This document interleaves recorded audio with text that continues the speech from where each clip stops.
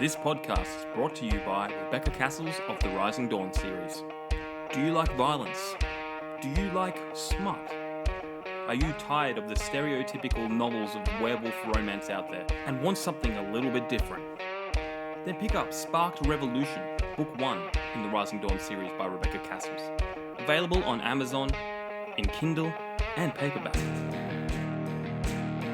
You too can become a sponsor by heading on over to patreon.com/stories, the true and the fictional.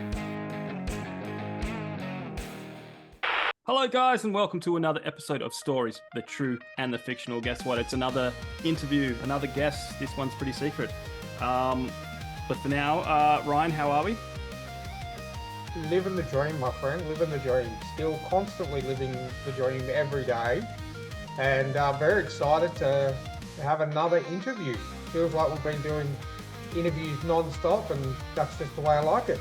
We are so far ahead, it's not funny, that when we're so far ahead, we're almost 500 years in the future, and that will play into today's guest. Very good.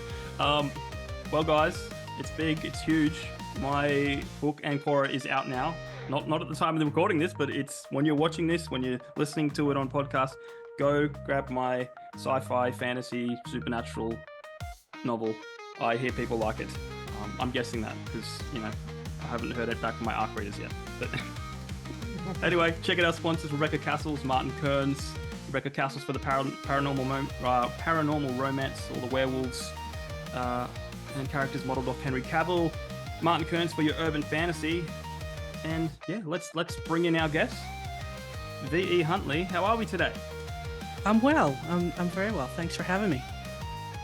Well, it's great to have you. It's what's the question I always ask, Ryan? That's it. Who is V.E. Huntley? Well, I am a retired film and television producer. Worked in the business behind the scenes, in the production aspect of it for about 20 years. But now I write dark, steamy, paranormal romance about foul-mouthed anti-heroes with anger management issues and the women who tame them. Or try to tame them, I should say. Well, we are going to dive into all that, but first we have a tradition. It is the icebreaker questions, where we get to know you and how selfish you are, because these are selfish answers. Because it's easy to give the Miss Universe answers, all the answers people want to hear, but no, we want to know you. So, Ryan, do you want to take the first one, or? Yeah, I'm going to take the first one. So basically, think of a world we live in where there's no war, there's no cruelty to animals or people, everything's perfect. And with that in mind, if you could get rid of one thing in the world, what would it be? Social media. Really? Wow. Okay. As a writer with isn't social media a good promotional? It is. marketing It's a tool? necessary evil, but unfortunately, I think that social media has made it so that people are too concerned about what other people think of them around the world, outside of their immediate circle, and they're less concerned and in touch with the people in their immediate orbit. That's so true. And funny enough, because I've heard this from a few different authors we've had on the podcast now, that they have more success selling books out in person, getting out there, setting up a stall. And I've heard that too. Indie authors, that can be tough for them because of the amount of money that it takes to do something like that. But I haven't gotten out there yet. Again, I've only released one book so far. My second book drops tomorrow, but I'm starting to reach out to local bookstores to see if I could do something like that. Yeah. And even because I'm starting to do this, probably have already done it depending when this episode drops, but like just even if you only have a handful of your books, you can still whip up a sign with a QR code on it that links them straight to Amazon, and you just never know how many readers you'll pick up just by sending them somewhere to buy your book. No, that's true. That's true. And indie authors need to do that. They don't have the resources that traditionally published authors do, so they have to get creative with how they find readers. 100%. Well, let's move on to the second one. Sorry, Jamie, I did have an opinion on this one. Okay, If that's okay. okay. Jeez Louise, you're jumping right in, mate. Jump back in. do you not remember who I am? I am the Opinion King. I'm the Segway King.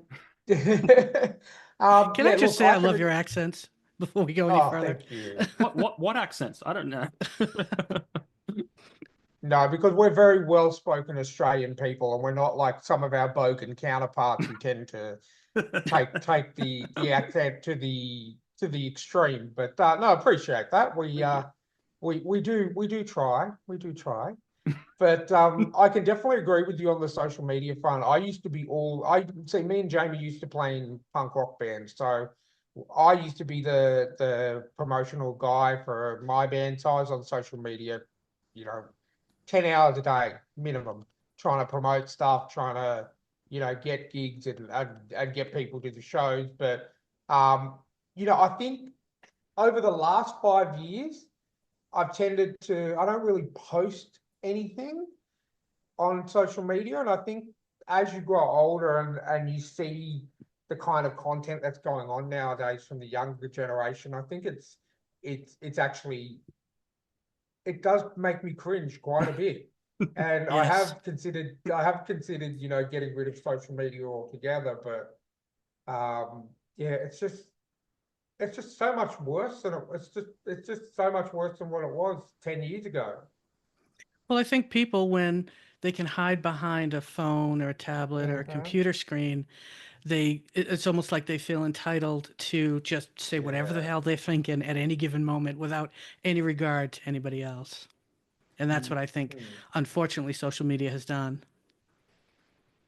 No, definitely 100%. I think there's a lot of keyboard warriors out there that tend to think that they can, especially when you're an artist or you're a writer or something like that.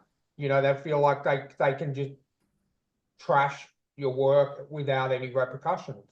And I Right. think that's just and that even happened back when we were in band. I used to get messages from people all the time saying, oh, you're rubbish, you'll never make it, and all that kind of thing. And I just completely ignored those because they're the people that will just sit inside all day and not come out and enjoy the real world. Mm-hmm. It's cowardly.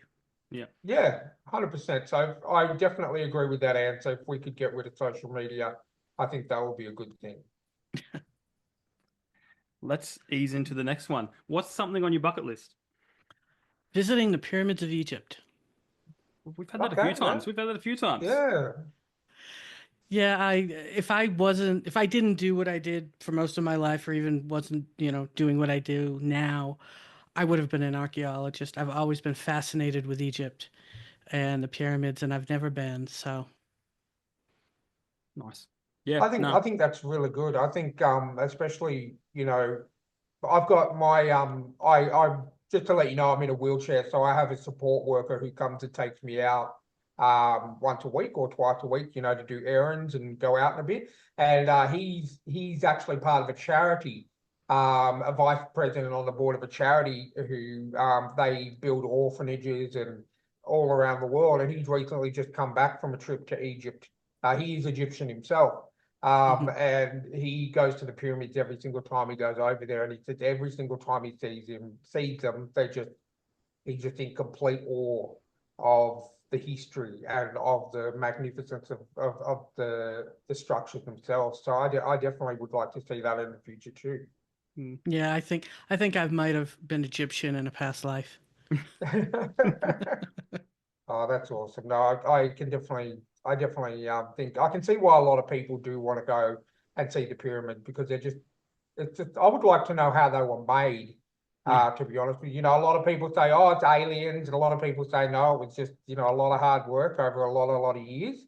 But I would be interested to go back in time and find out the true answer to how the pyramids were created. Yeah, supposedly they're investigating that and how they Mm, made it so precise without the Yeah. kind of tools and technology that we have today. It's amazing. yeah. No, it really is. It really, really is. Okay, the next question is one that is we do have a running joke with all of our guests. We do judge very harshly on this next question, so that's whether the Okay. interview will continue on. So if you Okay. suddenly hear like a dial tone or a the window goes quiet, it means that you've answered incorrectly. Um, Okay, I've no, taken the warning. so this can be a two-part answer because what you think may be the greatest may not be, in your opinion, your best. So in your opinion, what is the greatest sitcom ever made? And if that is not your favorite, what is your favorite? Greatest sitcom ever made was Wings. Ooh, Okay. Did you say Wings? Wings. Wings. Yep. Yeah. Joe Yeah, and I Brian have heard of it. Hackett. I've never seen it. It is one of the funniest shows I have ever seen in my life. Okay. I don't think there was one. Well, maybe as it got towards the end of the series, once you get towards the end of a series, things start to go off. But I don't think I ever saw an episode that did not just make me roll on the floor. Okay. So in saying that, would that be your favorite as well? Oh yes. Okay. It's Do you have any opinions on any of the sitcoms that are out nowadays, or do you just tend to say, you know what, I'm just going to stick with the classics? No, to be honest, I don't watch a lot of the ones that are on now. Okay. Yeah, as somebody who worked in film and TV, I love movies. I've always loved movies. They're my first love. And I grew up wanting to do that. But now that I'm, a little older and I just don't watch as much TV as I used to. I still watch a lot of movies, but not as much TV. too many options. Okay. Yeah. That sitcom came out in 1971, Ryan. Wow. So that What, even Wings? Yeah, that's what it said when I Googled it. No. Really? No, because no, it couldn't have been. Let me check the Google. because I was going to say because I'm old and I was born in '82, so that was Hang on. 11 years before I was no. born. There you go, wrong one. There was another one called Paul McCartney and the Wings. 1990. Okay, yeah, I was gonna say, yeah, There you go. in a really sad story, the producers of that film were on the plane that was flying from New York to Los Angeles on 9/11. Two of the producers Wow. died on that plane. That's Oh, sad. really? Yeah, and the series only lasted, I think, a couple of more years after that. No, now looking at the picture, I do remember Wings. I don't think I watched much of it though. Might have to go back, man, because the 90s were the best. Yeah, there were some good sitcoms back Yeah. then. Can we just agree? I'm currently watching Frasier at the moment, rewatching Frasier, and I forgot how good it was. Yeah. I love Kelsey Grammer. He's Yeah. Yeah, he is unique. he's got that voice, and yes, Are you gonna watch the newer series as well, Jamie? I've watched still, it. still the same cast. Yeah, no, this Niles isn't in it. It's not bad. Like it's just the joke telling is just brilliant. Mhm. And there's someone that plays Niles because Niles isn't in it, but there's a character, I think it's his son. And he just channels Niles brilliantly. Really? Yeah, they had Okay. really good writers on that show. Yeah. Yeah. Okay, well let's move on to our favorite one of our favorite ones. Okay. You've watched a lot of zombie movies, I take it, or you know of a lot of zombie movies. So what is your zombie apocalypse plan? Well, it would depend. Is the zombie apocalypse worldwide or just in the US? Worldwide. Worldwide? Oh, Worldwide. well, I think I'd jump in my RV and try to outrun them. Cool. Okay. Well, I mean, and we generally do get that question, and we also get the question of what kind of zombies are they? Are they Walking Dead zombies where they lumber, Day of the Dead kind of thing, or are they 28 days later zombies where they just run really fast and throw themselves to anything and everything? And I like to say a combination of both just to keep people on their toes. So you don't know whether you're going to get the fast ones or whether you're going to get the slow ones. So if it is a lot of slow ones over where you are, I think the RV would be a very good idea. I think that way you could sort of travel around and have enough cover. If you needed to sort of, go into a grocery shop in a town, you could park the RV in front of the door and then just, go in and get what you need and get back in and off you go. Until you run out of gas. Yeah. Until you run out of gas, exactly.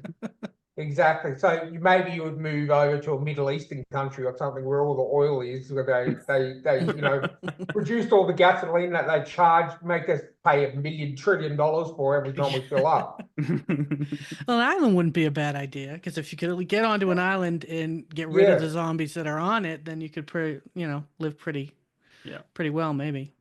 I like that. Is there anyone you would take with you? Would you pick up someone along the way, or would you be happy to live in solitude out there? Well, I'd probably take my husband.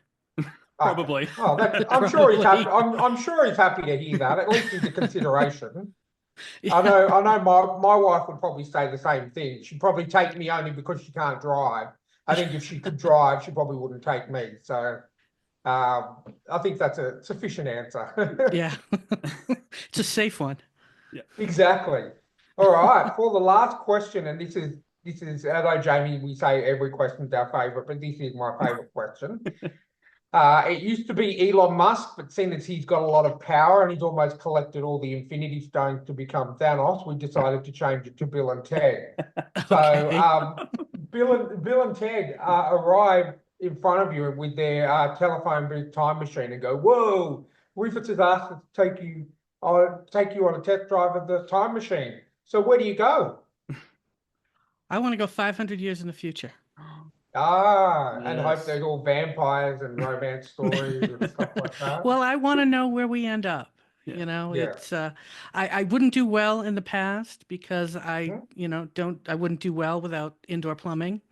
But in the future, I'd love to see what kind of technology we have, where Yeah. we've gone. It's a potentially scary prospect, but I'm still curious. And 500 years, I guess, we get a lot of guests. I'm all for the future. I don't want to go back to the past at all. I'm Yeah. like you. I wouldn't fare very well in the past. I'm much happier to go to the future. But we do get a lot of people who go, they want to travel 1,000 or 2,000 years into the future. And I think 500, anywhere between 100 to 500 is I think Earth is still going to be relatively the same, but technology is going to be through the roof, unless we do have an apocalypse situation where we go back to, all luscious green land and living off the land kind of thing. Mm-hmm. Or we have a comet hit and plate shift and an extinction level event. Yeah. Exactly. Then you just rock up and there's nothing but animals there after 500 years. Humans Exactly. haven't re-evolved yet or whatever, haven't come out from the fallout shelter. But Maybe the dinosaurs will come back. Full circle. exactly. Full circle, the circle of life. Well, There you go. they've made the dire wolves, and now they're still working on the woolly mammoths. So who knows? Yeah, you never know. Oh God. I swear, every time I think I was reading an old memory on Facebook, and it was one that I posted where it said human scientists are now looking at using lizard DNA to regrow limbs on amputees. And as an amputee myself, I would say no, because that's how you get the lizard from Spider-Man. And they're working on cloning too many things. Like, why do we need to clone the woolly mammoth? You're just asking for trouble. We've already got Skynet happening with the AI situation.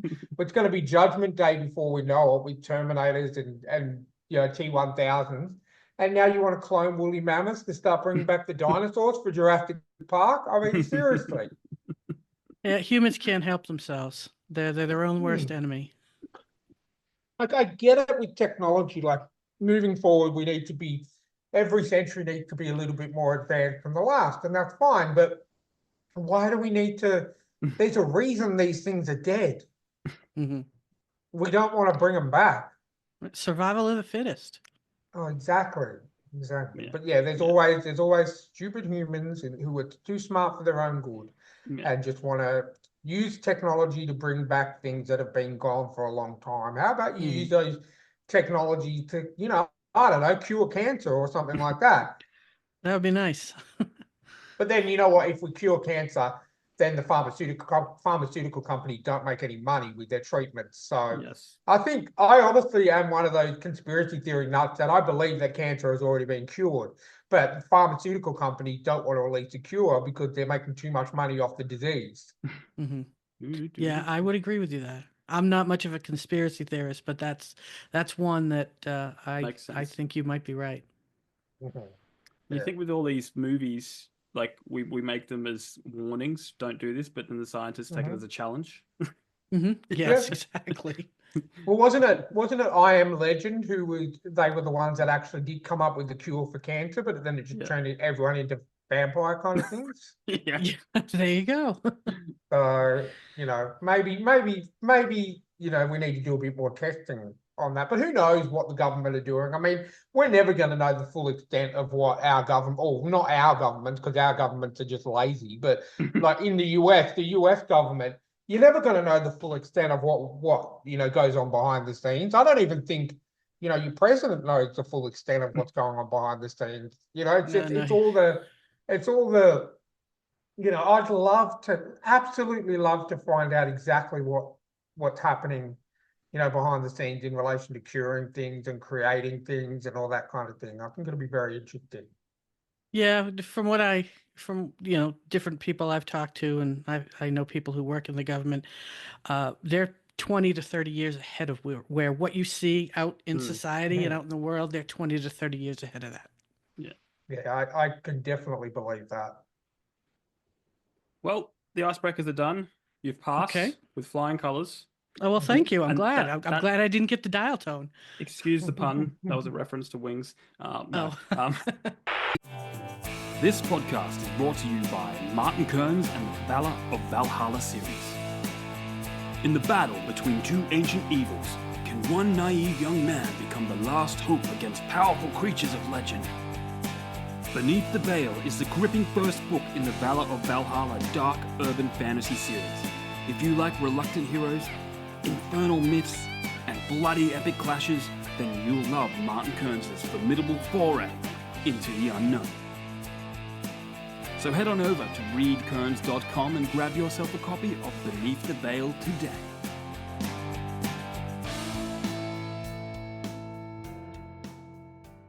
Let's get into the fun stuff. So tell us about how you got into writing books. Well, I've written my entire life. I've always I've always had a creative mind. I've always, told stories to myself, to other people. But as I grew up, I it turns out I enjoyed movies and television a lot more than writing. So, I pursued a career in that. I went to college and got a degree in something practical, but then I up and moved across the country to Hollywood and lived and worked there for 20 years. And I still wrote because that was just, what I did. But I wrote for myself, not really for, anybody else. Although this particular series that I've recently published was an idea that came to me when I was in college. And it was something that I would go back to from time to time between gigs when I had time to think about it, but I never really did anything with it until, after I decided I was done with the entertainment industry and wanted to move on to something else. And uh, so I started writing in earnest, and it still took me a while because, I still had to do things to keep a roof over my head and food on my table. And but then, in the last couple of years, I finally decided it's time. If I'm going to do it, it's time to do it. Nice. So have you dabbled in screenplays as well, being in that world? I did write a few screenplays. Nothing ever happened with them. Yeah. I worked primarily in the financial aspect of filmmaking. I yeah. did budgeting and production and producing and that kind of thing. But I did write about a half a dozen screenplays over the time that I was there. Cool. Yeah, But I 'cause- like books more than screenplays. yeah, I found that too because I dabbled in screenplay writing for a little bit, and then I just ended up turning all my screenplays into books, because I've just got that real visual element to writing. Is that how your process kind of works? Like, are you really able to see what you're writing?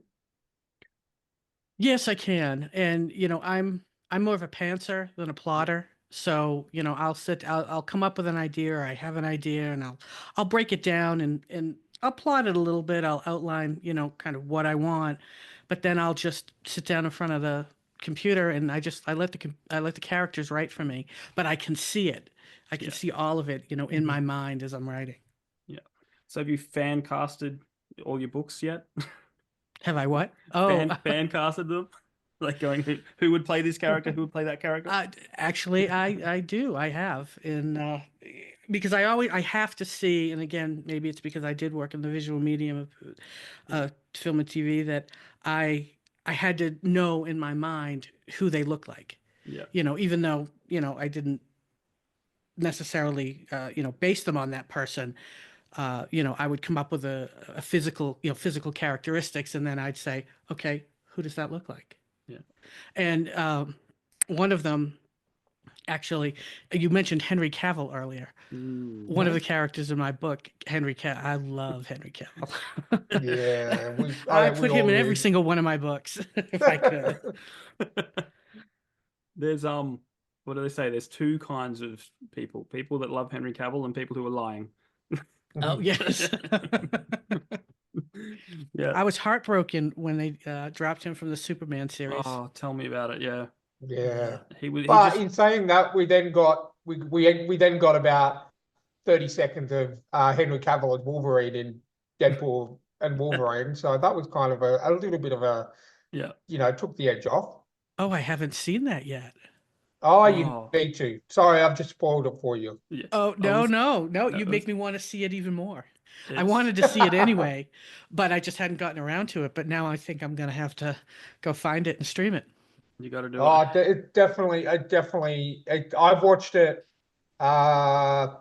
4 times now since it's come out. And it is just so good. It's just a really good goodbye to the Fox Marvel side of things, with the X-Men and everything like that. Now that everything's over with Marvel completely, it's a really good send-off for those characters and obviously the ones that are coming into the MCU as well. Oh, great. Yeah. And Hugh Jackman. Gotta love Hugh Yeah, Jackman. Hugh Jackman. You got to love Hugh Jackman. Yeah. He's one of those characters. I loved him in Les Miserables. He was Oh, just yes. so amazing in that. He was robbed of that Oscar. Oh, I know. And that was a crime. yeah, I maintain that anyone could have played Abraham Lincoln and they would have won the Oscar for that because they gave it to the role, not the performance. That's my theory. Yeah, yeah. It's you could be right with that. Yeah, no, he definitely got the shafted on that. Yeah, but it was his dream role and he got to play his dream role, so I don't think he's really complaining. No. If you get your dream role and you can play it, that's all that matters. Definitely check it out. I think it's really good. You'll laugh for 2.5 hours straight. Yeah. That's what I did anyway. Oh yeah, well I love Deadpool. I watch every time those are on TV and I'm flipping the stations. If it's on, I don't care if it's halfway through, it's beginning, it's near the end. I have to watch it. Yeah. I like that. I like that a lot. Cool.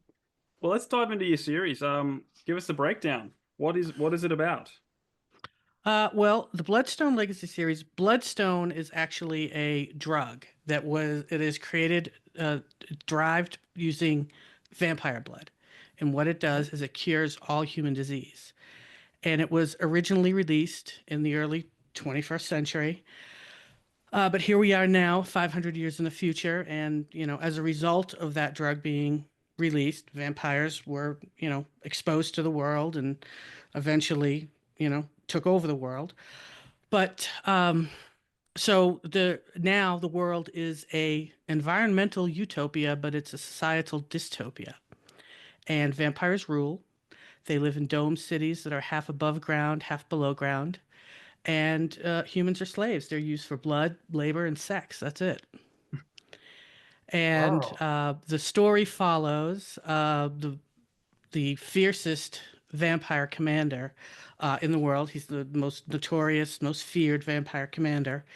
And 300 years prior, he committed the most horrific act of his life, and he has been living with the guilt and the grief and the pain of that, and that's kind of turned him what he's turned himself into. but what it is the story takes place at it's at least initially starts out at the world, what's known as the world capital now, where they're having their annual council gathering. He comes across a human thrall, who's a slave. That's what slaves are called in this world, and she reminds him of a woman he loved 300 years ago, and he goes off the rails and ends up taking her back to his region with him, and that's where the love story starts. It's a dark paranormal romance. It's set in the backdrop of this futuristic dystopian world, but it's a love story at its core. That's yeah, and Okay. funny enough, I can visualize that very clearly. You Mhm. must have Yeah. worked in Hollywood at some point in your life now. Um, so when's the movie Well, coming out? Like seriously? I would love to see it made as a movie, not just because I wrote it, just Yeah, because I think, again, visually it could be really incredible, just with the this world that has been created. yeah. Because even though it is technologically advanced, and again, you have all this technology, and these UV light filtering domes that allow vampires to live in these cities and still be out during the day. It's a very dark, twisted world. Yeah, I think honestly the only movie that I've ever seen where something like that has happened, and I'm not saying at all that it is like yours, but there was a movie back in the early 2000s called Daybreakers, Hmm. where the world was run by vampires and humans were kind of on the outs. They were kind of, hunted and they ended up rebelling up. But there's not that many movies where, obviously vampires are prevalent in movies, but where they actually, run the world and humans are, either slaves or on the run or, some kind of commodity, like just like you said, using for blood, labor, and sex. Um, so I think that's a really good premise. I'm picturing it in my head as well. Oh, well, thank you. Definitely sounds like something that'll be right up my alley for sure. Because I'm Oh, I'm well, into I'm a massive horror nerd. I love my horror. I love anything like that, like vampires, werewolves, spirits, well, whatever that may be. a So lot of the movies and even books that are set in kind of dystopian worlds, mhm. where vampires rule, or they have the advantage. You usually see these dystopian wastelands where humans are running for their lives, and they're living in caves, and again, like you said, they're being hunted by vampires. In this, they're not. I mean, the world is a very um, you know, ordered place. Vampires are here, and humans are here, and humans have, learned, they live out, most of the humans live outside the cities in very primitive environments, villages, that kind of thing. But vampires know that without humans they'll die because that's their food source, so they don't, Exactly. they do mistreat them. The humans in my world are very horribly mistreated, very violently mistreated in a lot of ways, but they're not, again, run off into caves and starved and that kind of thing, because if they were gone, vampires would die off too. Well, I do have another question in relation to your book, and it Hmm. may affect, how I read it. Okay. Is it how spicy is it? uh Book one is what they call slow burn. It Okay. is spicy. It does have sex in it. Okay. And because again, it's a love story. It's less about the, again, the fact that vampires rule. Again, this world is the backdrop for the love story. But the first book is a slow burn. The second book, which drops tomorrow, is very spicy. Just I always ask because I fell into that trap with one of our other, not a trap, but like I don't generally read super spicy books. Hmm. And we had one guest whose book really, really, I really loved the premise of it. And then I started reading it and I got about, probably about halfway through. I'm like, nope, that's enough for me Yeah. because it was very spicy. And look, there's definitely an audience out there for me, and sometimes the story can sort of overcome that. But yeah, I just always ask that question. I will still definitely read it, but because I do have Kindle Unlimited, and I noticed on Amazon your book is on Kindle Unlimited. So I definitely will read it, but if it gets a bit spicy, I tend to sort of skip over that part. Uh-huh. Well, again, as I said, Uh, the first one is a slow burn, so there's a very big build up. There's a lot of longing and lingering, and getting to that point. But then once it gets to that point, it gets spicy. The second book is extremely spicy. The last book, which is what I'm currently working on, because it's a trilogy, is less spicy, and because at that point the world is at war again, and primarily that's what's happening in the third book. So there's a lot less sex in the third book. No time to bang when okay. there's war. Yeah, exactly. So Awesome. where did you get your inspiration for this? Like, did it come from multiple places? Is there favorite genres that you pulled from, or movies, or TV? Well, it originally started out as not something completely different, but when I originally started creating, as I said, the idea came to me initially in college. Is it started out as the story where this drug is introduced and vampires are exposed to the world and what happens with that. But as I was building the world, and as I kept building and building and building, it just kept growing and growing and growing. And finally, I was 500 years in the future.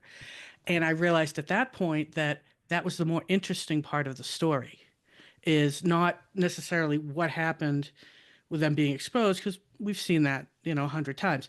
Not that I don't intend to tell that story. That story is almost completely written anyway.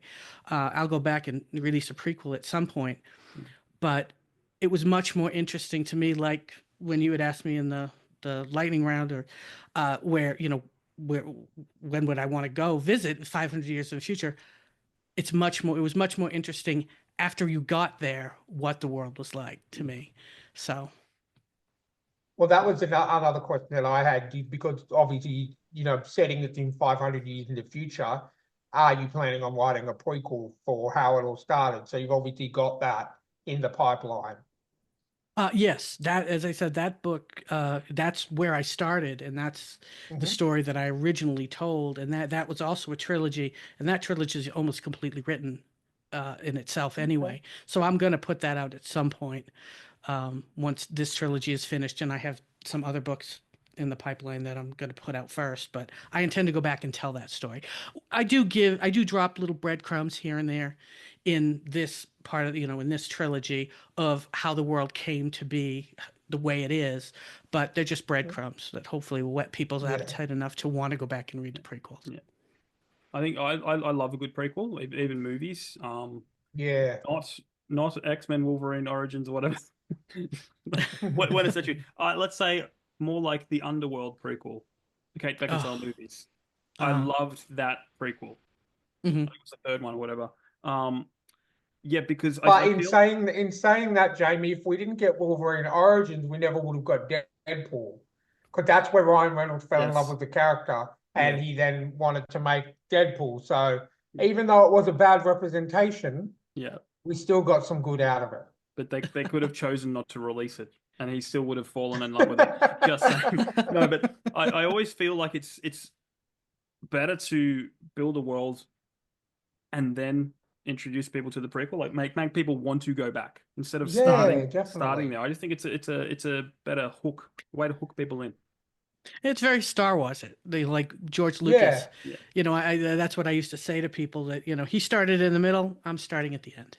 yeah, that's it.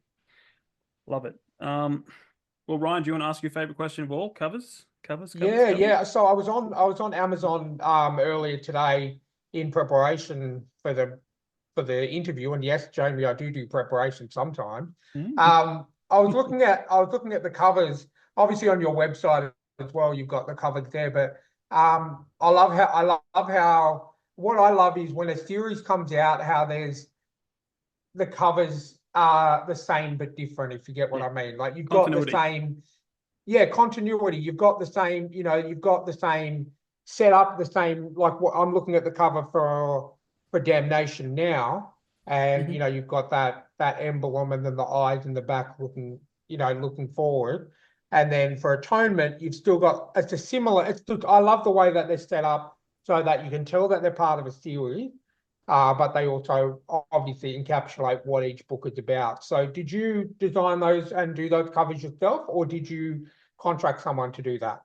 No, I used 100 covers to do Okay, those, but okay, I did give them pretty a pretty clear clear, yeah, idea of what I was yeah, thinking in it. I mean, the eyes on Damnation, the eyes are a very big element of the first book, and I don't yeah, want to spoil it, but the eyes come into play. Those green eyes are very important in the story, and yeah. then the main characters, the vampire and the vampire's family, particularly his father, who is the main male character in the prequel. He was an Irish monk who was turned in the 700s, and so Okay, there's a lot of Celtic symbology and different things like that in it. So that Celtic knot, medallion on the first book, I kept with that going into the second book, where it's now kind of like a shield with swords, and there's a like an arena above it where the eyes were in the first book, which plays into an element in the second book, because in this world they have these games that are called the Hue games, HEW. It's Human Extinction Warfare, and what it is mhm, that these games where vampires control humans through consoles and collars that are embedded into their necks, and they make them okay. fight each other and polar bears to the death. Oh And wow. vampires, control the humans' movements. And but then something, and they take place in this arena, which is reminiscent of the Colosseum in Rome. Well, in saying obviously, I really like the sound of these vampires, and what they're doing. But what I have a question for is, do these vampires actually look like vampires, or are they the Twilight vampires where they're just sparkly and don't have teeth? My vampires do not sparkle. They are Excellent. not monsters, though. They don't, transform from looking like a human into these, monsters with red eyes and, Yeah. long fingers and that kind of thing. They don't turn into animals. They look human. They act human in a lot of ways. But they do have, the elements of vampires where, um, they have strength. They have strength. They have speed. Their eyes do turn red when they feed, but only, or when they're angry. Um, and they do. A sun does affect them. That's why they live in these domed cities, but they don't burst into flames like a lot of vampires do. They Mhm. burn from the inside out slowly if they're exposed to sunlight. Okay. So they can be exposed to Okay. sunlight for short periods of time, but if they end up getting stuck out in the sun, then they will burn live. So did you read much Okay. literature or watch much movies to figure out what kind of vampires you wanted to do? Like, how'd you go about that?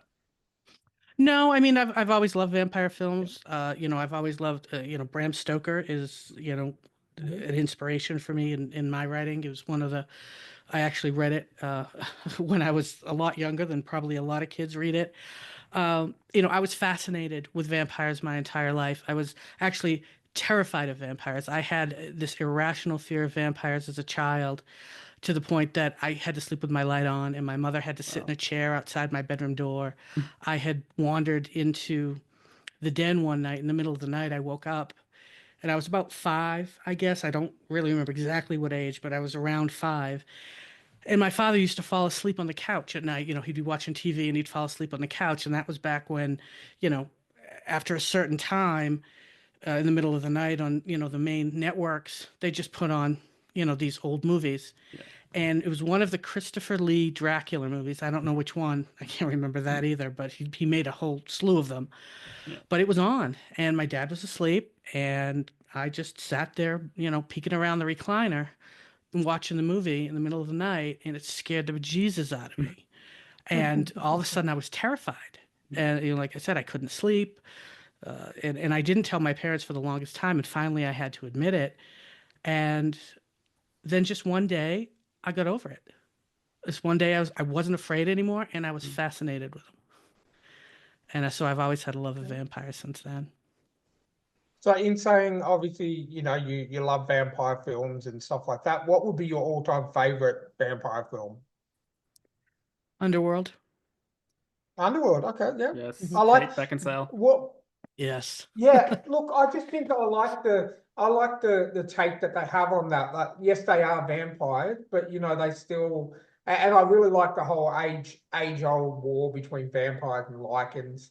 But I just love the vampires. Not only do they have strength and speed and everything and that, but they use guns, and it's just a different take on the whole. Up until then, like you said, you see vampire movies are really period pieces, or you get your occasional From Dusk Till Dawn, where it takes place in the Mexican desert.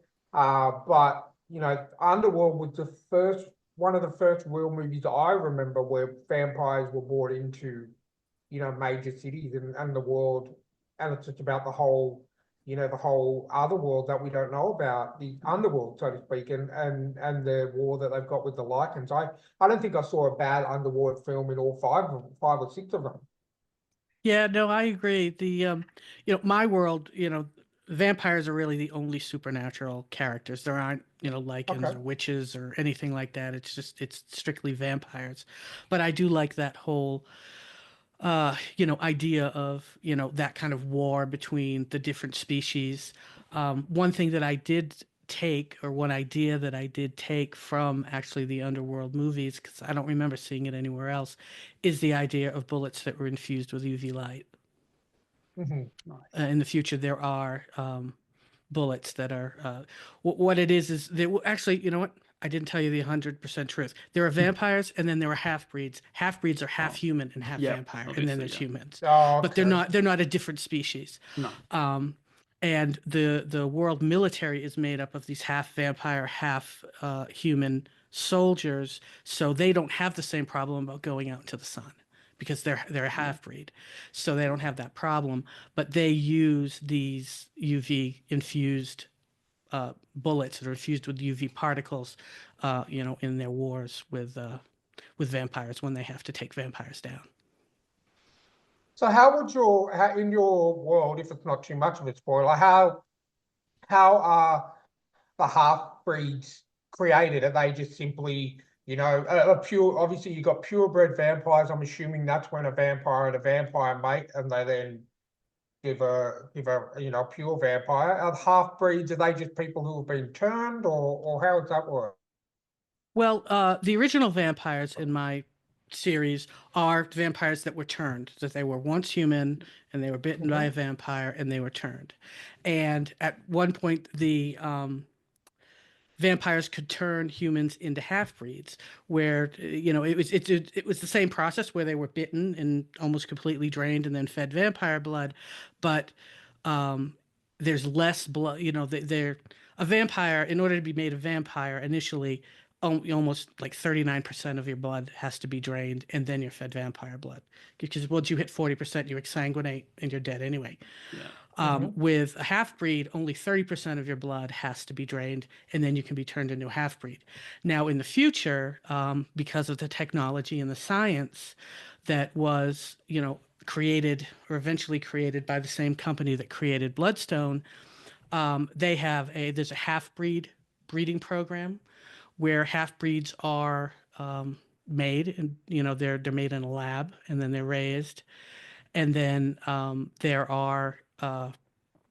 there's the vampire procreation program, which was again another drug that made vampire sperm viable, so that vampires could mate with half breeds. They couldn't mate with humans because humans wouldn't be able to carry the vampire children to term, but they mate with half breeds, and then that's how a new vamp. That's in the future. That's how vampires have to be made. They're not allowed to. It's illegal to turn them from a human. But what they are is Oh, these babies are born. They're born human. As they age, they eventually turn half breed when they're teens, and then when they're 25, they've turned fully vampire. okay. All right, that makes sense. That's a new spin on it. I like that. Yeah, there's a lot of science in it. Again, because it's based on the idea of originally vampires being exposed by a drug that was derived from vampire blood, and now 500 years in the future, they've discovered all the different things that vampire blood can do. It doesn't Yeah, just heal humans, or keep them. That bloodstone has cured all human diseases. Humans take it every single day, and they're healthy, and they live to be 150. Half breeds live to be between 250 and 300 years. That's awesome. That's you've put a lot of effort into creating this world, and I love it. Um, Yeah, it took me. That was one of the reasons why it took so long to get out, yeah, even after I started writing it in earnest, is because the world is. I really built out the world. I probably went a lot further than I even needed to, but in order to be able to tell the story, I needed to know that world inside and out. yeah. Sure. Well, let's do the fun thing. It's just been pitched and accepted as a movie. Who's directing it? Oh God, me. You? Oh well, no, that Yes. makes sense. That makes sense. You want control. Yes. Well, growing up, I wanted to be a director Oh, originally. cool. And then when I got to Hollywood, I saw, you know, the behind the scenes of what directors did, and I said, I don't want that. But if one of my books were ever made, I would want to be the director. Yeah, that's Not that I. Hollywood ever let me, but I would Yeah, want no, I would be go independent, go independent. No, I'd be the same because I did a book trailer for mine book that's out now, Ancora, and that's somewhat cinematic. And I've been trying to do a short film with my niece and nephew, but they're teenagers and they're never free. You to. know, No. but it's like I think there's only one director I would trust with it, and Uh-huh. he's an independent one from Australia, and he makes brilliant films. But I just know that he's all about practical effects. He's all about authenticity, and I don't think I'd trust a big Hollywood studio to take my baby and turn it into real. Well, is that's the tricky is thing that about Matt Hollywood. Holmes? Sorry, I'm yeah, that's Matt Holmes. Yeah, Yeah.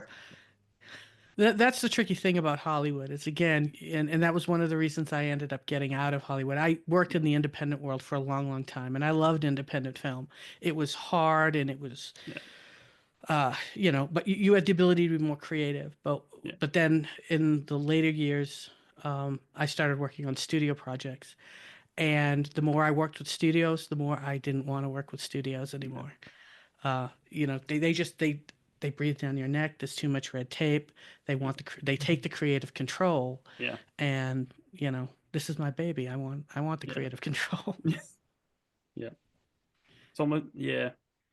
It'd almost be worth having like a big Hollywood star like Henry Cavill running off and doing his own Yes. Hmm. studio, and then having more control because so many cool Henry Cavill things were ruined because of tape. Oh, Like really? like The Witcher. I love The Witcher, and then Mhm. season three he lost all control, and Hmm. Yeah, no, I know. That's the yeah, tricky thing. yeah. So what's next? Like after this because you mentioned this is a trilogy, yes? Yes. Is there another series in the work? Are you going to do the exact same thing but with lichens? No. No, no. Again, currently I'm working on finishing up the third book in the trilogy. Yep. And I have several other books, in the pipeline. Not all of them. I write dark romance. Yep. I don't write just dark paranormal romance. Yeah. So the next couple of books and series that are in the pipeline are not paranormal. I have one that's a serial killer stalker romance. Mm. I have another one Oh, that's a taboo romance about a priest's fall from grace. And then I have another. It's two series they're dark sports romances that are they're two separate series about two separate sports, but they cross over because the players in each one of them are friends. A So universe. the so it two yeah this sounds like you've got a lot happening, a lot. It looks like we'll be getting a lot more from you. yeah my again, the third book in this trilogy right now is scheduled for release in January 2026. I'm really trying to I want to get it out before the end. I want to get it out by November of 2025 because I'd really like to have it done this year, because these other books, which I'm in different stages on all of those, some of them are standalone, some of them are series. I'm in different stages on them. Those are a couple of them are set to come out in early 2026 and in fall of 2026. Awesome. Well, I think now's the perfect time to jump into our Patreon section. So for those who aren't in the Patreon, just want to give yourself a plug. Where can people find all about you, follow you on your socials, and anything you want to tell our listeners? Well, again, all my socials are, they're all pretty consistent. I have, a Facebook page, V Huntley Author. I've got a Facebook group called V Huntley's Whispers After Dark, and I'm on Instagram, TikTok, Blue Sky, X. It's all V Huntley. It's pretty easy because it's all consistent. I was fortunate enough that I was able to get my name consistently throughout social. That's good. I'm pretty much the same. Our podcast, not so much. But awesome, guys. Thanks for listening. Let's dive into the Patreon. What is the first book you ever remember reading? Dracula.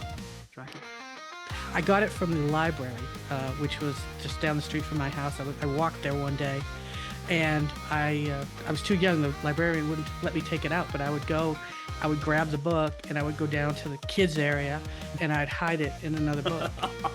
If you could have anyone in the whole world, dead or alive, reading your favourite book to you, who would it be? I'm going to sound like I'm a broken record. Well, I just wanted to say thank you for talking about the Dracula duet, because I've just added it to my Kindle Unlimited both books. I'm really, really interested to seeing how that works out.